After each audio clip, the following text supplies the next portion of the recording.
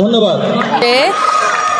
জেতা হারার সেটা ম্যাটার না, ম্যাটার হবে আমরা আমাদের কোচকে কতটুকু তার মাথাটা আমরা উপর উঠাতে পারবো, আমাদের স্কুলকে আমরা কতটুকু উপর উঠাতে পারবো, আমাদের নাম ওখানে বসাতে পারবো। যে আমি ক্লাস 10-এ পড়ি, আমার প্রিটেস্ট চললো, আমার প্রিটেস্ট শেষ, আমি ক্লাস 10-এ পড়ি, আমি আগামী বছর আর এই জায়গায় থাকবো না, আমার যে পজিশনটা সেটা অন্য একজন পাবে।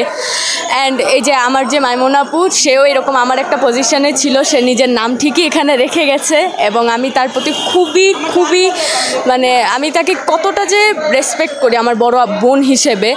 অ্যান্ড সেকেন্ডলি হচ্ছে আমার যে কোচ, আমার জামান স্যার, আমার জামান কোচ, সে আমাকে অনেক সাপোর্ট দিয়েছে। সে বলেছে যে তুমি তোমার বেস্টটা দাও, তুমি তোমার এফোর্টস দাও, তুমি জিতে আসবে। আমার যে প্লেয়ার ছিল তাদের প্রতি আমার জাস্ট এতটুকুই মেসেজ ছিল যে আমাদের জেতা হবে, আমাদের সবাইকে একত্র হয়ে আমাদের সেলফিশনেস নেওয়া যাবে না, আমাদের সবার এক মুঠ একটা পুরো টিম হয়ে আমাদের নামতে হবে, তাইলে আমরা জিততে পারবো, আমরা কোনো একটা কিছু অ্যাচিভ করতে পারবো, আমাদের কোচের নাম আমরা উঠাইতে পারবো। হ্যান্ডবল খেলাটাকে সেটা মেইন কথা হচ্ছে কি একটা মানুষের বিহেভিয়ার যতটুকু উঠে। আমি যখন আমার মাইমুন আপুকে আমি ফার্স্ট দেখি, আমি আমার মাইমুন আপুকে দ্বারা আমি আমার হ্যান্ডবলে আসি, তার যে বিহেভিয়ার, সে যেভাবে কথা বলেছে আমার সাথে, তাকে আমি যেভাবে তার আমার সাথে কমিউনিকেশনটা তার যেভাবে ছিল, সামটাইমস সে আমার সাথে স্ট্রিক্ট হইতো যখন দরকার, বাট আবার অন্য টাইমে সে আমার সাথে অনেক ফ্রি থাকতো। অ্যান্ড সেটা আমার কাছে ভালো লাগছে। একটা মানুষকে দ্বারাই, অনেক ভালো মানুষকে দ্বারাই অনেক উপরে উঠা যায়। অ্যান্ড মাইমুন আপু আমাকে এই পর্যন্ত অনেক সাপোর্ট দিয়ে আসছে। মাইমুন আপুর পরে আমি আস্তে আস্তে জানতে পারি, আমার ফ্রেন্ডসরাও আমাকে জানায়, মাইমুন আপু আমাকে জানায় যে হ্যান্ডবল এরকম একটা টিম আছে, তুই খেলবি নাকি না।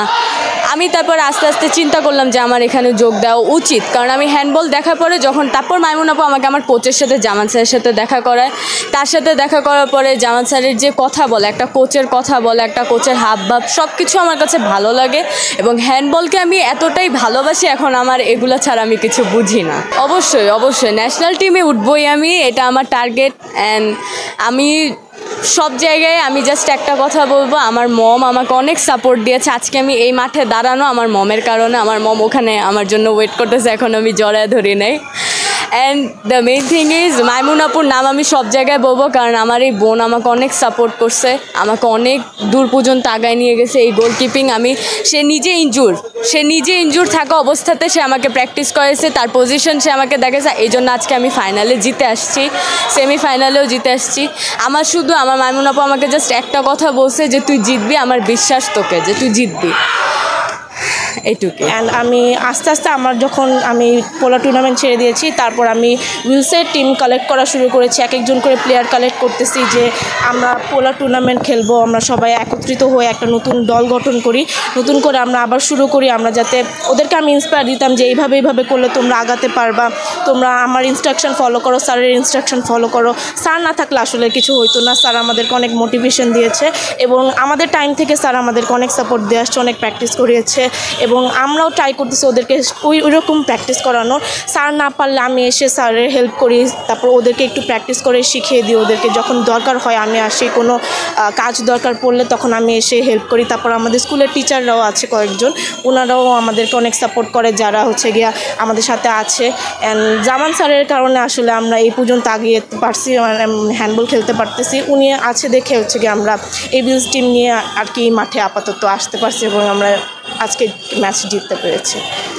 ওরা যদি সবাই এক একজন প্লেয়ার আমাদের অনেক ক্যাপাবেল, ওরা যদি ন্যাশনাল পর্যন্ত খেলতে পারে আমি অনেক খুশি হব।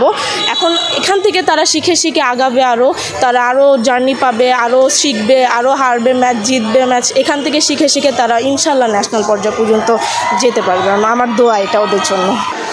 আলহামদুলিল্লাহ, আমরা তো আসলে এই প্ল্যাটফর্মে চ্যাম্পিয়ন হতে পেরেছি। আত্মবিশ্বাস আসলে আমাদের অনেক ছিল, যেটাই আসলে আমাদেরকে এত দূর নিয়ে আসছে। আমরা আসলে প্র্যাকটিস ঠিক ওরকমভাবে করতে পারি নাই। বাচ্চাদের টিউটোরিয়াল এক্সাম, কারো প্রি-টেস্ট এক্সাম এবং এর আগে বৃষ্টি, তো আমাদের স্কুলে আসলে ওইভাবে কোনো মাঠ নেই যেটাতে আমরা আসলে প্র্যাকটিস করব। তো আমরা অ্যারাউন্ড 8-9 দিনের মতো প্র্যাকটিস করেছি। তার মধ্যে ট্রায়ালও ছিল।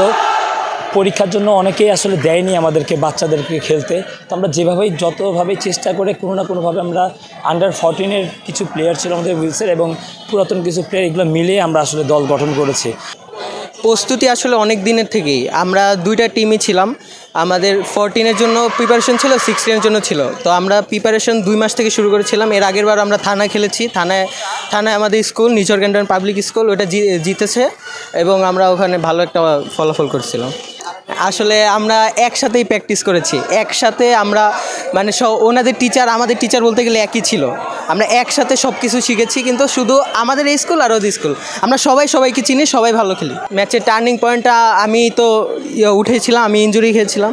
তো ম্যাচের টার্নিং পয়েন্টটা ওদের যখন 2 মিনিট শেষ হয়েছিল তখন ওরা আগেই ঢুকে পড়েছিল, তখন রেফারি ওদেরকে 2 মিনিট দিয়েছিল। এই 2 মিনিটের সুযোগটাই আমরা নিয়েছিলাম। 2 মিনিটের জন্য আমরা 4 পয়েন্ট লিডে চলে গেছি। এইটাই যদি ওরা কাভার করতে পারতো মনে হয় আমাদের পেনাল্টি পর্যন্ত যেতে পারতো বা ওরা জিতেও যেতে পারতো। এই জায়গাটাই আমাদের টার্নিংটা পয়েন্ট। ভবিষ্যতের লক্ষ্য যদি এগুলা জিততে পারি, আমি এই যে হ্যান্ডবল ফেডারেশনে একাডেমিতে চান্স নেওয়ার মানে ভর্তি হতে চাচ্ছিলাম। ন্যাশনাল টিমে হ্যাঁ আছে, যদি ভালো খেলতে পারি, ভালো জায়গায় যেতে পারি।